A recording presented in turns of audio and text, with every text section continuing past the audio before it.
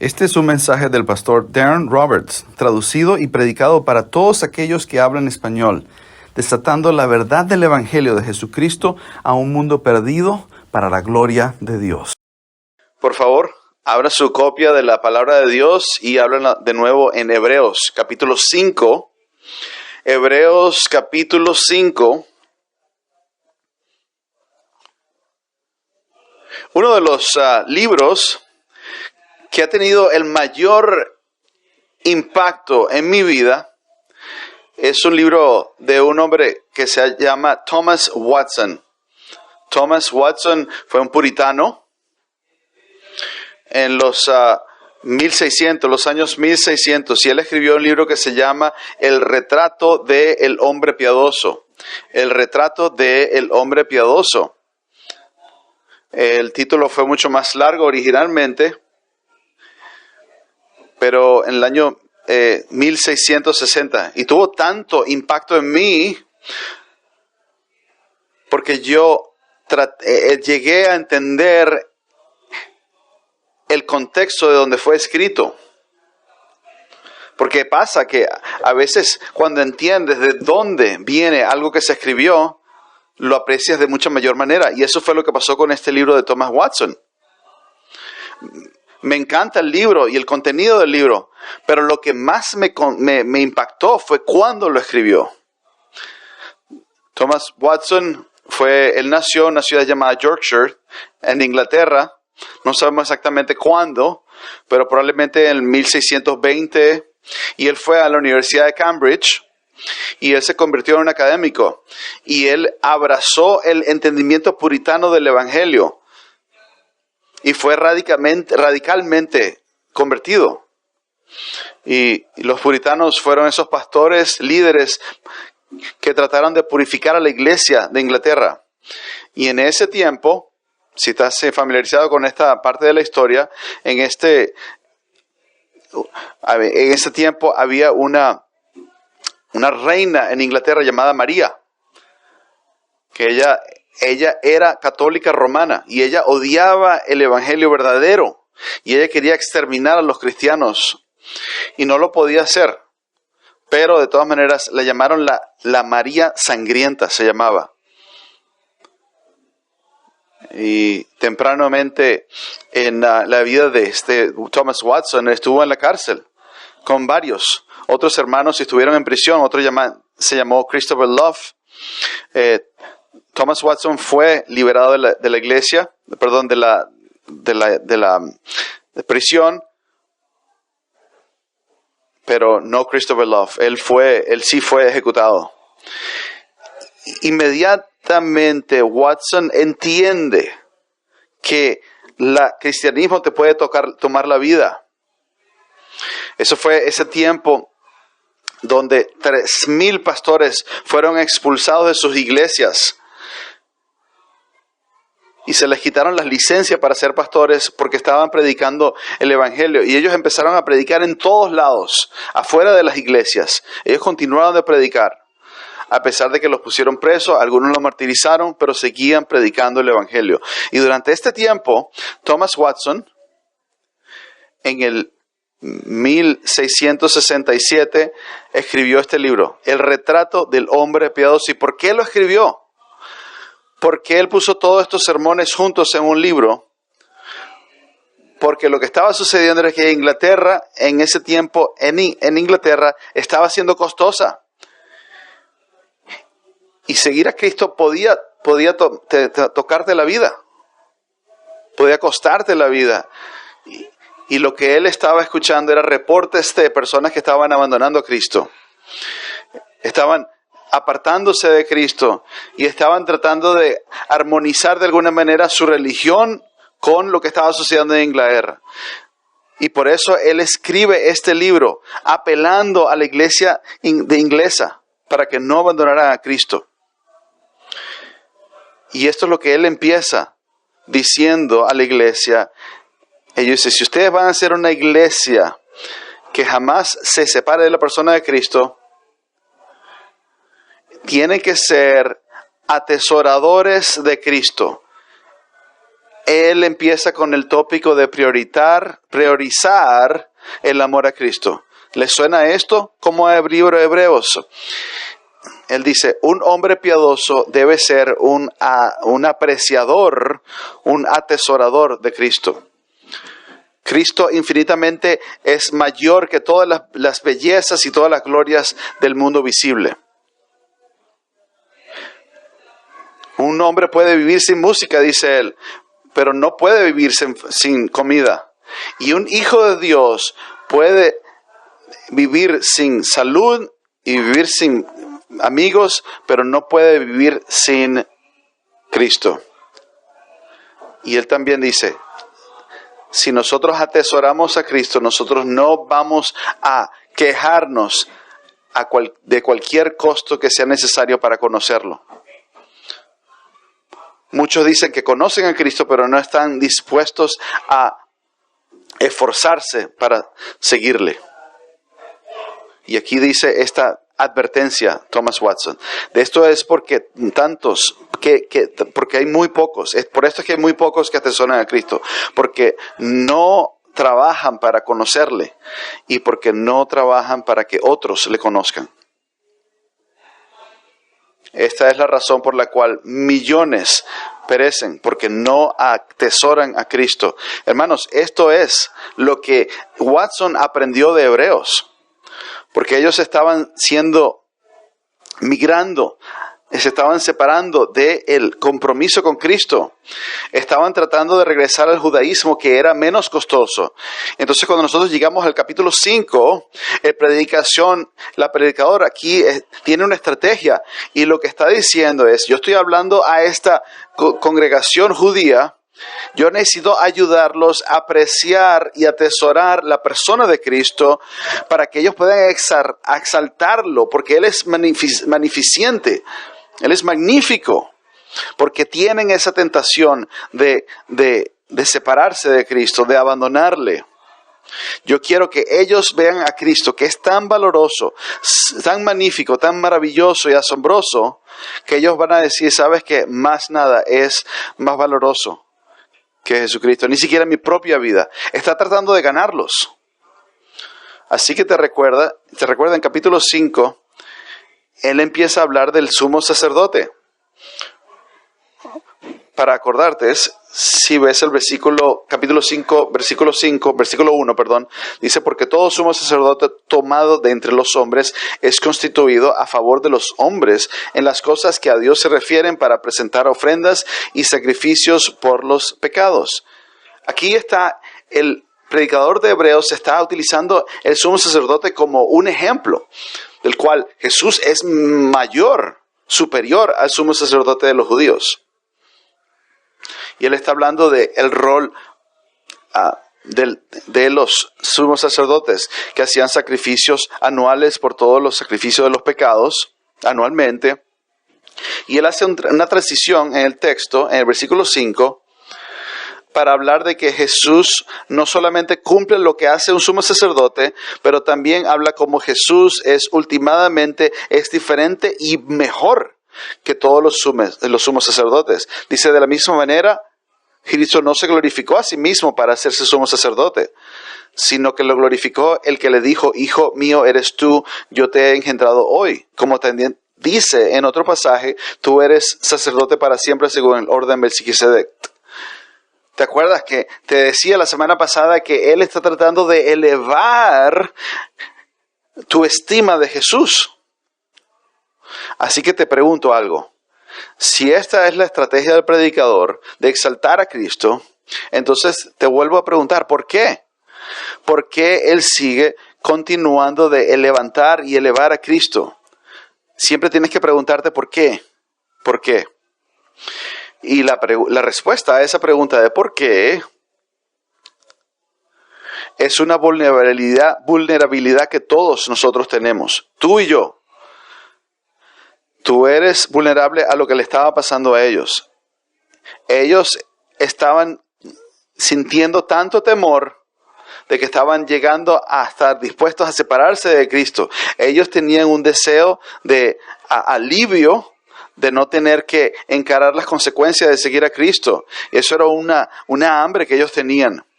Y ese deseo intenso por alivio fue tan grande, creció tanto en ellos, que estaban ellos dispuestos a doblarse o doblegarse a sus temores y abandonar a Cristo. Y hermanos, esto es lo que la Biblia llama idolatría. Cuando tú deseas algo más de lo que deseas a Cristo, eso es idolatría. Y la idolatría es letal. Te va a arruinar. La idolatría te va a llevar a la apostasía, y eso es lo que se va a ver en el capítulo 6. Si ellos no se arrepienten de querer otra cosa, lo que fuera, más que Jesús, van a terminar en apostasía. Si ellos no entienden, si ellos no se dan cuenta que que tienen en su corazón las semillas de la idolatría, van a verse en gran problema. Hermanos, te puedo decir lo siguiente. El problema con los hebreos no era educación, no era información, no era que no estaban escuchando el pastoreo, no era que no estaban escuchando sermones. Su problema que ellos tenían es que ellos habían acomodado rebelión en sus corazones. ¿Por qué? Porque ellos no habían obtenido sus ídolos. Dejaron de escuchar a Jesús. Melo en el versículo 11. Te dice, acerca de esto tenemos mucho que decir y es difícil de explicar, puesto que os habéis hecho tardos para oír. Esto es lo que hace la idolatría. Te hace tardo para oír. Ya no quieres escuchar tu conciencia. No quiero, a pesar de que si Cristo te dice, no te voy a dar lo que tú deseas, y empiezas a cerrar tus oídos, a callar la voz de Jesús, y te empiezas a doblegar en fin de tus otras lealtades. Y te olvidas de tu Salvador. Quizás puede que seas tú hoy, en esta mañana. Quizás hay algo que tú deseas que es tan poderoso, tan valoroso para ti, que si alguien te compara a Cristo con lo que tú deseas, tú dices, no, yo prefiero ese deseo que yo tengo. Esto es lo que me va a traer felicidad. Y que seguir a Jesús es tan difícil y tiene tanto costo y me cuesta tanto. Y no me ha dado ninguno de lo que yo quisiera, nada de lo que yo quisiera Cristo. Entonces, ¿para qué? Prefiero irme con lo que yo quiera. Hermanos, esto es una conversación satánica. Esto es una tentación satánica. Si tú sigues eso, te vas a encontrar con que vas a perder a Cristo. Vas a terminar abandonando a Cristo. Entonces Él quiere mostrarles a ellos como Jesús, como el último sumo sacerdote, para que ellos puedan verlo a Él y atesorarlo. Para que digan, ¿cómo me puedo atrever a dejar a Cristo por este deseo mundano? Entonces, teniendo esto en mente, quiero recordarte de mi bosquejo. Nada más tenía 2 preguntas la semana pasada.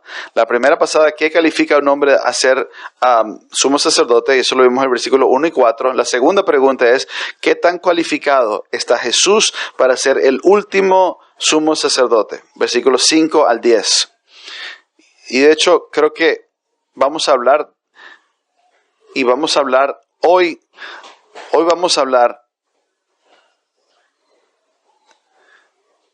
Vamos a estudiar hoy del 7 al 10. Entonces, centrémonos aquí. Quiero recordarte lo que está haciendo el predicador. Su argumento es el valor de Jesús como el sumo sacerdote, para que estos creyentes puedan ver que sería una pérdida de regresar al judaísmo por la razón de sus temores. Así que leamos 5 al 10. De la misma manera, Cristo no se glorificó a sí mismo para hacerse sumo sacerdote, sino que lo glorificó el que le dijo, Hijo mío eres tú, yo te he engendrado hoy, como también dice en otro pasaje, tú eres sacerdote para siempre, según el orden de Melquisedec. Cristo, en los días de su carne, habiendo ofrecido oraciones y súplicas con gran clamor y lágrimas al que podía librarle de la muerte, fue oído a causa de su temor reverente. Y aunque era hijo, aprendió obediencia por lo que padeció, y habiendo sido perfecto, vino a ser fuente de eterna salvación para todos los que le obedecen, siendo constituido por Dios sumo sacerdote según el orden de Melquisedec. Hermanos, si esa oración te parece difícil, es en el texto en griego es una sola oración, es bien largo, es muy densa. Así que analicémosla juntos. ¿Qué tan calificado está Jesús de ser nuestro último sumo sacerdote? Veamos, vamos a ver más cercanamente versículos 7 al 8.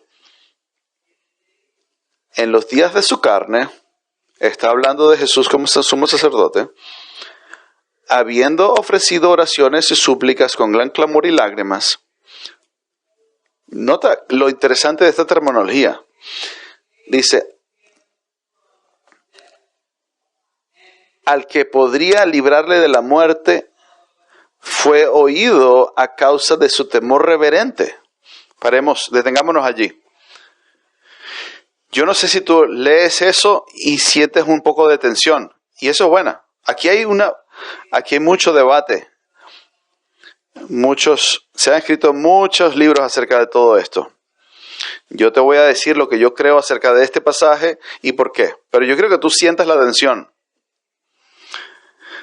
Dice que en resumen, que en su encarnación el Señor Jesús ofreció sus oraciones cargadas, porque pareciera que él estuviera pidiendo liberación de su muerte, y pareciera que el texto dice que él clamó con súplicas y oraciones. Estamos hablando de Getsemaní, estamos hablando de la cruz. Estamos hablando desde el jardín de Getsemaní hasta la cruz del Calvario, y estamos hablando de estas oraciones, y pareciera que Dios las respondió. Porque dice, y fue oído a causa de su temor reverente. Entonces, eso debería sentir una cierta tensión aquí. Entonces, el Hijo ofreció oraciones al Padre con respecto a su sufrimiento, y el Padre escuchó esas oraciones. Pero entonces, espérate, pero Jesús murió. ¿En qué sentido lo escuchó? Las peticiones de Jesús al Padre tienen que ver con su liberación, pero él murió. En un momento vamos a escuchar eso. Pero yo quiero que tengas eso y lo tengas en mente. Siente la tensión, y después voy a tratar de resolver esta tensión. Pero yo después te voy a explicar lo que yo creo que está sucediendo aquí. Pero quiero que veas, antes de entrarle a esta tensión, aquí hay un lenguaje muy particular que tú tienes que pensarlo, tienes que apreciarlo acerca de tu Salvador.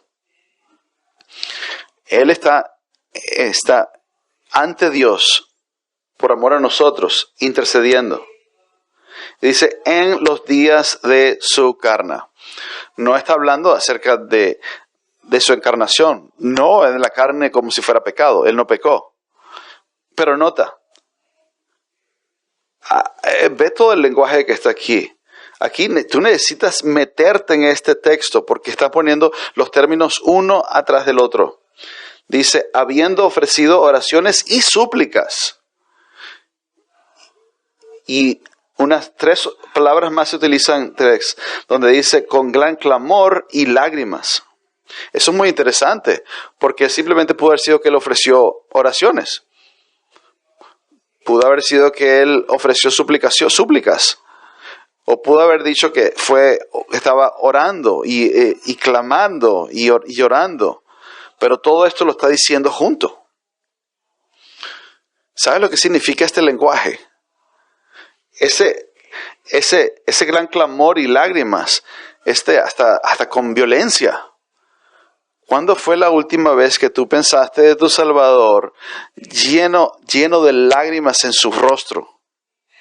Con agonía, llorando, con lágrimas, clamando y continuando sus oraciones y sus súplicas. Una sola vez vemos nosotros eso en la vida de Jesús, en Getsemaní, cuando lo vimos allí y en su camino a la cruz. Hermanos, yo estaba hablando y pensando en esta semana acerca de mi Señor y el tuyo, y yo decía, yo no siento que yo pienso de esta manera de Él, clamando y cargado, ofreciendo oraciones y súplicas de lo más profundo de su corazón, con lágrimas bajando por sus mejillas al Padre acerca de la idea de que Él iba a tener que morir por mis pecados. ¿Tú has pensado en eso últimamente? Cuando piensas de esa manera, de esas cosas, ya tu pecado no es tan atractivo, ¿verdad?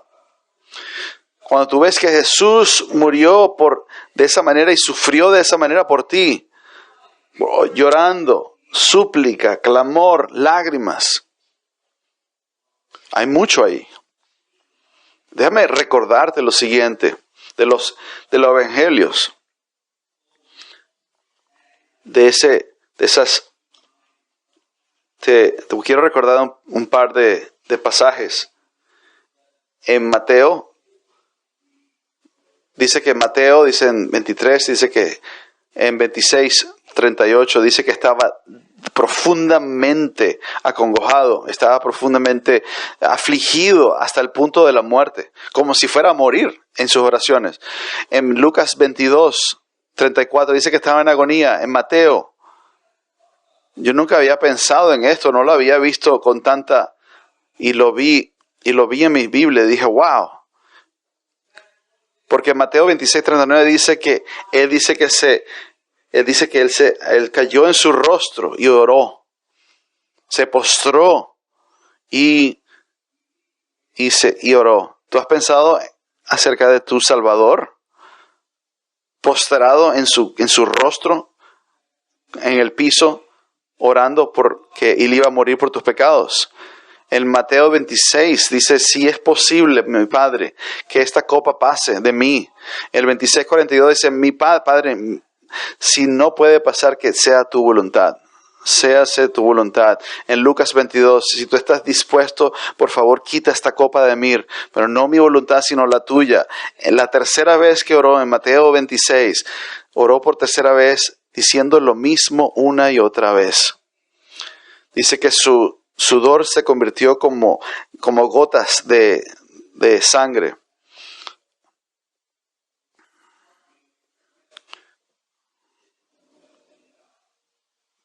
Piensa acerca de Cristo sudando gotas de sangre. Y eso, y todo lo que él tenía puesto, su prenda de vestido se puso completamente mojada y colorada de rojo por su sangre. Y no era por sufrimiento físico que estaba preocupado, aunque sí fue.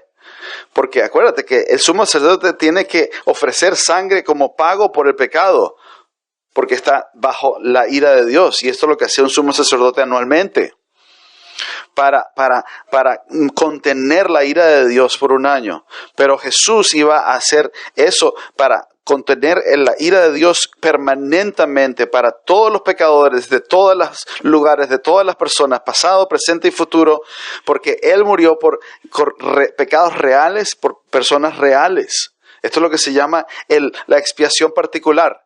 Él murió por pecados reales. Tú y las billones de personas que Él salvó, toda la ira de Dios en contra de todos esos pecados por toda la eternidad, en un momento fue derramado en Él, en toda su completitud, enteramente. Yo creo que llorando y postrarse es apropiado de que Jesús hubiese hecho eso. Amén. Increíble. Qué vívido esto. Qué real. Juan Calvino dijo acerca de esto, que él vio la maldición de Dios y la necesidad de forcejear con toda la suma total de la culpa humana y con todos los poderes de la oscuridad. Cuando dice que él estaba, todo eso que nosotros hemos visto en Hebreos 5 es apropiado. Así que regresemos a la atención de este pasaje. Ahora que podemos apreciar eso, dice en el texto lo siguiente. Véalo en versículo 7. Que él dice que vea la mitad del versículo 7, donde dice que al que podía librarle de la muerte. El Padre tiene la habilidad de liberarlo. Que si el Hijo no tenía que morir, si el Padre no lo hacía morir. Y Él está pidiéndole al Padre que lo libere. Y esto es increíble acerca cuando pensamos de la Trinidad. La respuesta del Padre de esa petición de liberación al Hijo fue no. Fue no. Y el Hijo sabía eso. Eso es lo que nosotros podemos ver. Dice Jesús en Juan 12. Dice, ahora que mi alma se ha afligido. ¿Y qué voy a decir? Padre, sálvame de esta hora. Sino porque por este propósito yo vine a esta hora. Entonces veamos.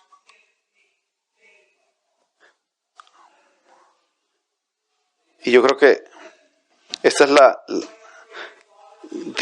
es una opción para entender todo esto. Yo no te voy a liberar, que la oración fue no para liberarte completamente, sino que yo te voy a sostener, yo te voy a apoyar como mi hijo conforme vas a sufrir todo esto horrible. Entonces Dios escuchó las oraciones de su hijo y no salvó su vida, pero lo sostuvo. Yo creo que eso es correcto. La segunda opción, la segunda postura, que yo también creo que es verdad, es que es la postura que esto se trata de la resurrección. Que cuando él dice que él que podría librarle de la muerte, se refiere a la resurrección. Cristo, por su piedad y sus oraciones ante el Padre no pudo rechazar las oraciones del Hijo. El Padre las escuchó, las oraciones del Hijo, y Él dijo, sí, yo te voy a liberar de la muerte, no en la cruz, sino en la tumba abierta. No, yo te voy a sacar de la muerte. Él no está hablando de la crucifixión, sino que Él está hablando de la resurrección. Esto es lo que yo diría. No puede ser nada más la resurrección, porque Jesús está hablando de la crucifixión. Es una postura buena, pero es que no es completa. Esto es lo que yo creo que se está diciendo y estoy muy convencido y he pasado mucho tiempo en esto. Esto es las dos cosas, es lo que está pasando aquí. El Padre escuchó las oraciones del Hijo para sostenerlo y apoyarlo en la cruz. Pero de que Él saliera de la cruz, la respuesta era no. Pero de que Él entonces, Él venciera la muerte, la respuesta es sí. Y eso encaja muy bien con el versículo 9, donde dice, habiendo sido perfecto, vino a ser fuente de eterna salvación para los que le obedecen. Dice, de eterna salvación, fuente de eterna salvación. Él fue, en su encarnación, Él fue la fuente de todos nosotros para nuestra salvación. ¿No te asombra esto la Trinidad? De que en la cruz la Trinidad está pecando acerca de tus pecados. El Padre está teniendo compañerismo con el Hijo en cómo salvarte de tus pecados. Y Él está orando de cómo Él iba a tener que cargar con tu pecado como sumo sacerdote. A pesar de que el Padre dijo que no a la primera petición, no a ser liberado del sufrimiento de la cruz, pero la petición de resurrección fue sí y amén a eso. Y sabes lo que tú y yo podemos encontrar aquí en esta voluntad, este consejo intratrinitario. Lo que encontramos nosotros aquí es salvación. El Salvador que murió y el Salvador que resucitó. Estás saboreando lo que el autor de Hebreos está haciendo.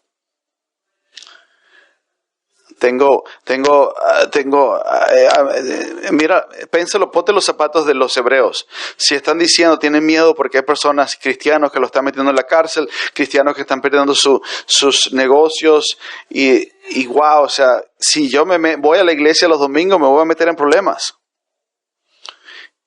Y de repente estos creyentes que están enfocándose en sus circunstancias, están escuchando a este pastor y él les está diciendo, por favor, puedes dejar de ver tus circunstancias y pensar acerca del Salvador que murió por ti y que resucitó por ti. Por eso es que es tan vívido. Esto es un mensaje muy visceral. Él estaba en Getsemaní llorando, clamando por tu salvación. Tú no puedes entender y abrazar toda la visión de Cristo en esta vida. Pero si tú tienes una perspectiva pequeña, diminutiva de Cristo, siempre vas a empezar a adorar otras cosas. Todos nosotros adoramos a algo. Podemos adorar a cosas o podemos adorar a Cristo. Podemos adorar relaciones o adoramos a Cristo.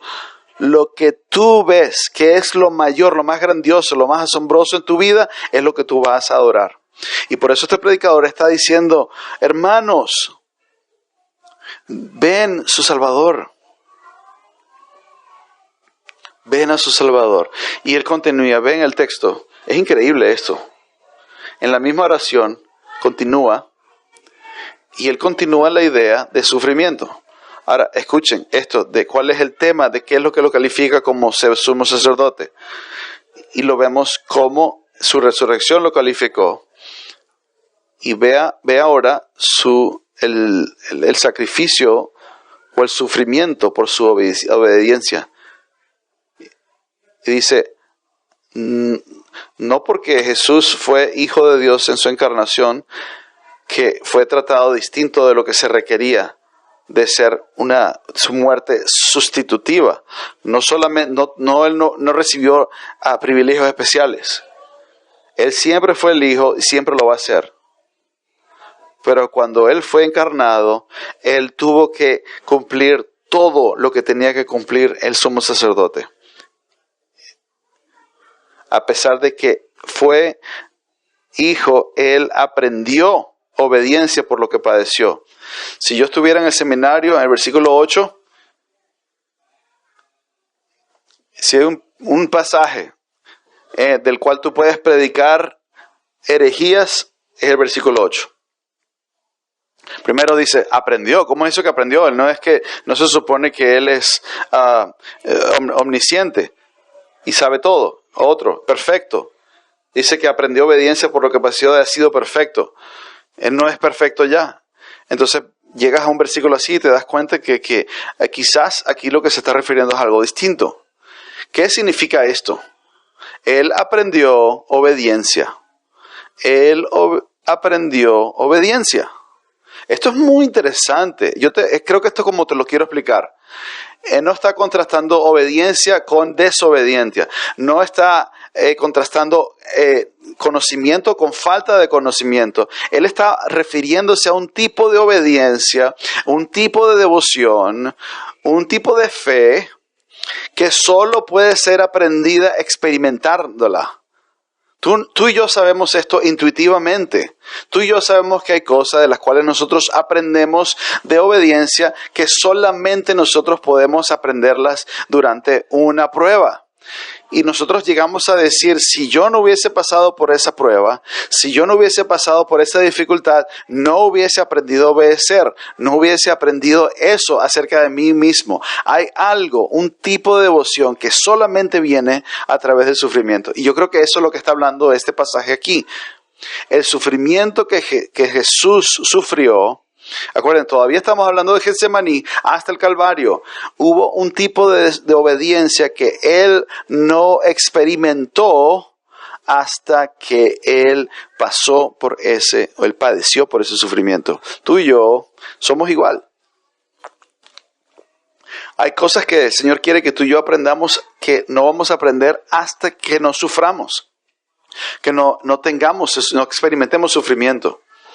Yo aprendí después de que me arrepentí.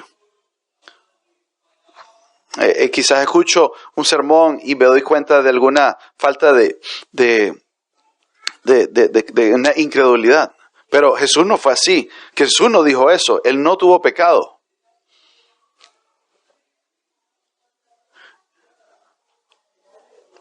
¿Qué quiero decir con todo esto? Piensa con esto. Quizás has escuchado esto.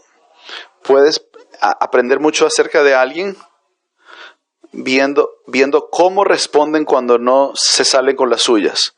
Puedes aprender mucho de una persona de cómo responde cuando no salen con las suyas. Cuando sentimos autocompasión o nos enojamos, sacamos berrinche. Cuando no obtenemos lo que queremos, especialmente si el deseo de lo que tú quieres es bueno. Eso es lo más vulnerable en tu vida. Cuando tú tienes un deseo que es bueno, que no es pecador, que no es pecado, no es pecaminoso, pero aún así Dios no te lo da. O dice, por ejemplo, yo quiero que mi esposa o mi esposo crezcan espiritualmente, o quiero que mis hijos sean salvos. Son cosas buenas. Y cuando el Señor no nos da esas cosas, vas a aprender mucho acerca de tu corazón. Y eso pasa mucho en el ministerio. Jóvenes nuevos que vienen al ministerio tienen un deseo y se ponen bravos porque no logran algo en el ministerio. Y esto es idolatría. Aprendes mucho cuando no te sales con las tuyas, cuando no tienes lo que deseas.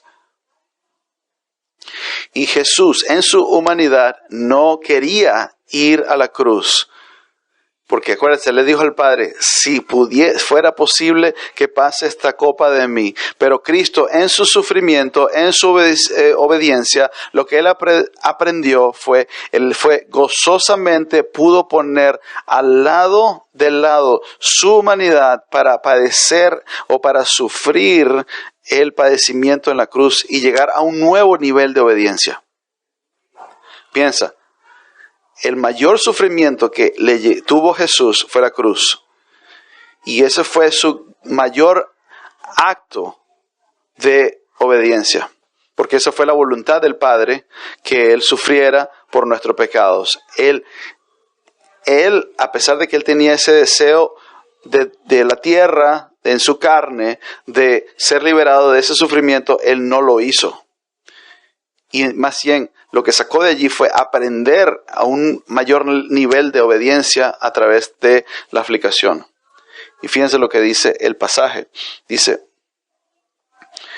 vino a aprender obediencia por lo que padeció. Y hermanos, esto es lo que hace que Jesús sea el mejor último sumo sacerdote. Es el único candidato que puede morir por nuestros pecados. Pero quiero que hablemos y quiero que pienses en esto, Cornerstone. ¿Es Cristo nuestro modelo para la santificación? ¿Él es nuestro modelo para la vida cristiana? La respuesta debería ser sí. Yo entonces argumentaría que cuando tú y yo abandonamos nuestros deseos para obedecerlo a Él, es cuando más nos asemejamos a Cristo. Yo diría lo siguiente: Cristo aprendió obediencia a través del sufrimiento, obedeciendo y viviendo en obediencia lo que más le costó, cuando más fue costoso para Él. Él deseaba alivio, pero en vez de eso, Él decidió obediencia al Padre. Y su obediencia fue desplegada completamente en la experiencia de mucho costo. Escucha eso, yo escribí esto. Cuando nosotros obedecemos lo que Dios quiere, a pesar de que tengamos que morir lo que nosotros deseamos, y cuando nosotros tenemos que hacer eso, cuando tienes algo que tú quieres y el Señor no te lo está dando, entonces tú quieres poner de lado tus deseos y someterte al Señor, eso se siente como sufrimiento en el momento, pero ese puede ser el punto más alto de tu adoración al Señor, cuando tú pones al lado tus deseos, cuando el Señor no te ha decidido dártelos, pero tú obedeces porque estás aprendiendo obediencia a un mayor nivel, como Cristo. Eso puede ser la cima de tu adoración, cuando tú quieres algo con tanta fuerza, a pesar de que sea bueno, pero lo pones de lado, porque Dios ha decidido en su providencia que todavía no lo debes tener. Y obedeciendo así, tú vas a aprender obediencia. Hermanos, cuando ustedes tengan buenos deseos que Dios no te ha concedido, y tú pides al Señor, Pero el Señor dice, no, ¿sabes qué? Yo voy a permitirte que pases por sufrimiento y yo lo que quiero es que tú obedezcas. ¿Tú ves eso como una escuela? ¿Eso lo ves tú como el momento más, la cima de tu adoración a Dios? Escucha, estas quizás son áreas en las que tú estás tentado.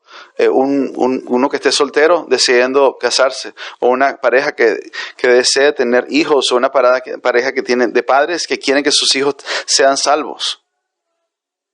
Esas cosas que quizás una relación que tienes que no está cambiando, que está estancada. Quizás una dificultad del trabajo o financiera, o una circunstancia en el pasado que no se puede cambiar, o una pérdida sustancial. Hermanos, hay que orar por todas esas cosas. Dios puede cambiar esas cosas, pero a veces Dios, la respuesta de Dios es no, y te voy a hacer pasar por la escuela del sufrimiento para que aprendas obediencia. Y tú puedes, la pregunta es, Cornerstone, la pregunta es, ¿tú puedes adorar a pesar de que estés en la escuela del sufrimiento? Porque si tú estás allí, ahora ahí, si tú estás en el momento, eso es una cristiandad sobria. Es decir, tienes que estar serio y firme en el Señor. Tú si lo haces, eres como Cristo en ese momento. Cristo no se sintió hacerlo, no le provocó hacerlo, pero aún así lo hizo. Así que continuemos.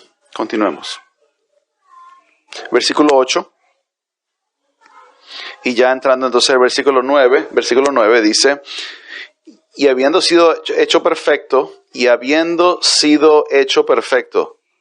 vino a ser fuente de eterna salvación para todos. Versículo 9, tú lo lees y tú crees, y tú te preguntas, ¿cómo fue que Jesús fue hecho perfecto?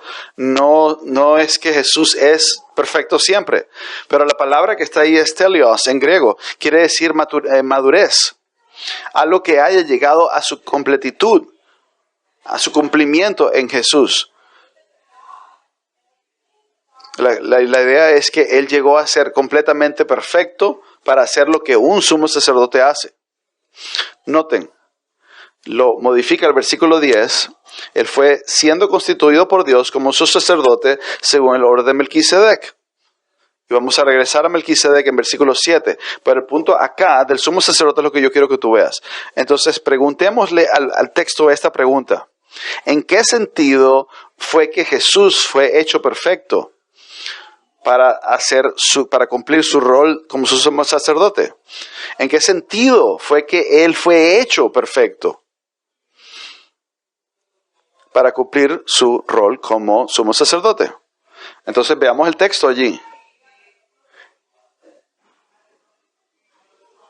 Él tuvo que cumplir su trabajo, su obra en la cruz. Él tenía que cumplir el pago por los pecados. Y además de eso, noten, Él habiendo sido hecho perfecto, también es Él convirtiéndose en la fuente de eterna salvación. En Cristo, siendo perfecto, Él se convirtió en una ofrenda no temporal, sino eterna. Detengámonos allí por un momento. Veamos ahí esa palabra fuente. Dice ahí que Cristo fue hecho perfecto, vino a ser fuente de eterna salvación. Si tú viniste hoy y si tú no conoces a Cristo, yo creo que tú entiendas lo siguiente. Cristo, hecho perfecto, vino a través de su muerte para ofrecerse a sí mismo como sumo sacerdote a Dios, para apaciguar la ira de Dios por los pecados de los pecadores. Y en su muerte, Él se convirtió en la fuente de vida eterna. En la muerte de Cristo, Cristo se convirtió en la fuente de vida. ¿Y cuál es la vida? Él es la fuente de vida eterna, salvación eterna. Si tú quieres salvación en Cristo Jesús, si tú crees en su muerte, y su resurrección, lo que tú estás creyendo es que no solamente te ofrece vida eterna acá, pero sino vida eterna. Si tú no tienes a Cristo, tú no tienes este tipo de vida. Nada más tú tienes vida temporal y muerte eterna. Pero en Él tienes salvación eterna. Es increíble.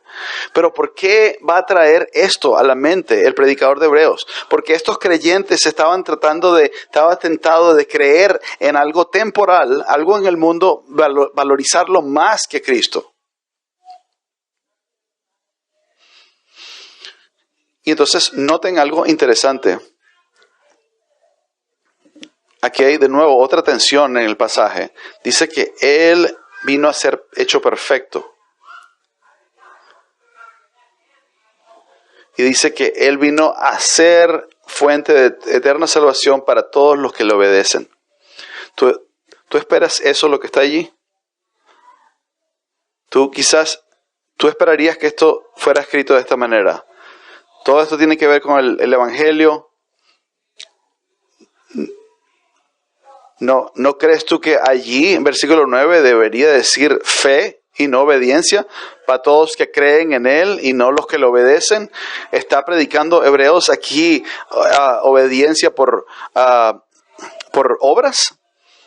Él es un legal. ¿Será que Hebreos es un legalista? Eso es lo que dice la gente en internet. Porque dice, habiendo sido hecho perfecto, vino a ser fuente de toda eterna salvación para todos los que le obedecen.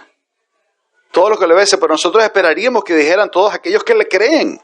¿Por qué? Porque se está enfocando en la obediencia. Nosotros sabemos que Él no está enseñando salvación por obras. No, Él no está diciendo que tú eres acepto a Dios por tus obras. No, Él sabe que son trapos inmundos nuestras obras. Pero hermano, piensa en esto. Eso era esta iglesia estaba llena de personas que decían que ellos creían. Pero lo que ellos estaban batallando no era lo que ellos decían, lo que ellos profesaban, que ellos creían, pero lo que ellos estaban batallando es perseverar en la obediencia. Y esto es lo que es interesante aquí. Ok, yo entiendo lo que tú estás diciendo, pastor, puedes decir tú, pero yo pienso en esto. ¿Qué mandamientos se les han hecho a ellos en el libro de Hebreos?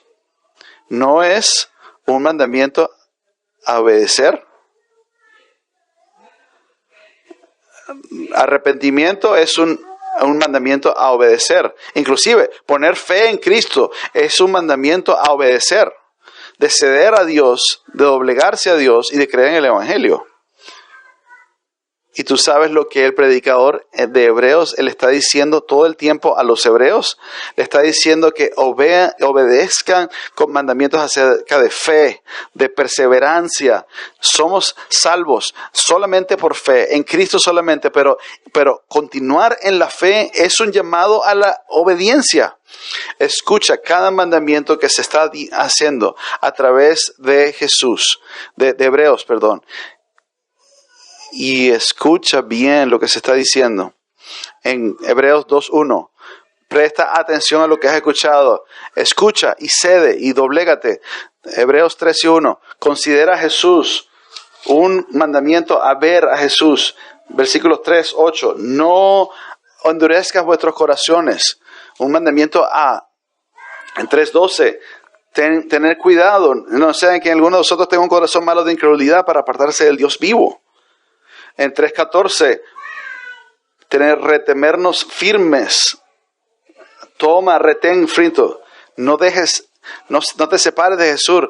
Esto no es legalismo, esto es un llamado a caminar con obediencia.